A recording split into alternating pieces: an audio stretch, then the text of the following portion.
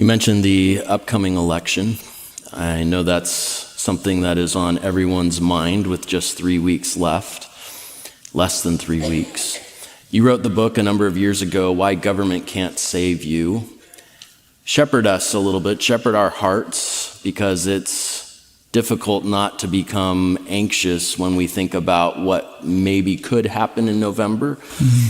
So help us think through, how do we approach this? And well, the other day, Kamala Harris said, "This is the most election ever." So,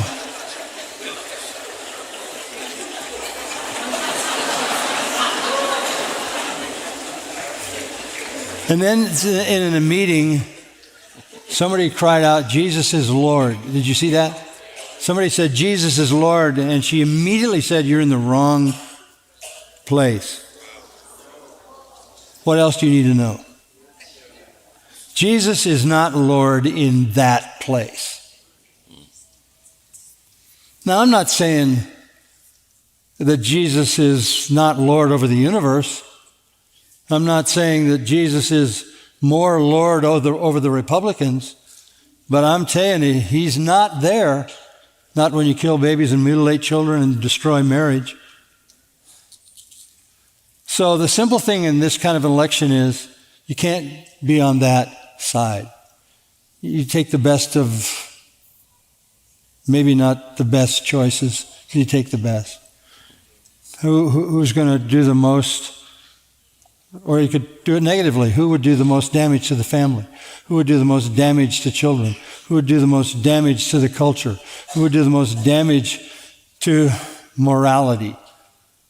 Who would put us in a most insecure and unsafe position when government is designed to protect law-abiding people and punish evildoers?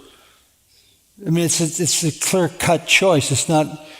I mean, are the Republicans everything they should be? Of course not. But you vote, in a sense, preventatively to stop something, to stop the rampage and the thievery that goes on in a redistribution of people's resources. Because if you don't work, you don't eat. So that's the best that can be said about an election. We're not electing a pastor or pastors or elders or church leaders. I think it comes down to one dominating thing. Who would keep us and our children most safe?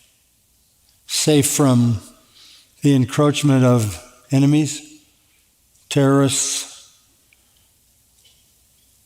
immorality, corruption, child mutilators, criminals.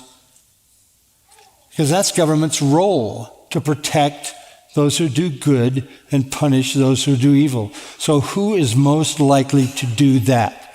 Who has the clearest sense of justice and righteousness? Is it all that it should be? No. But there's a pretty clear distinction in this particular election. I don't think it's hard.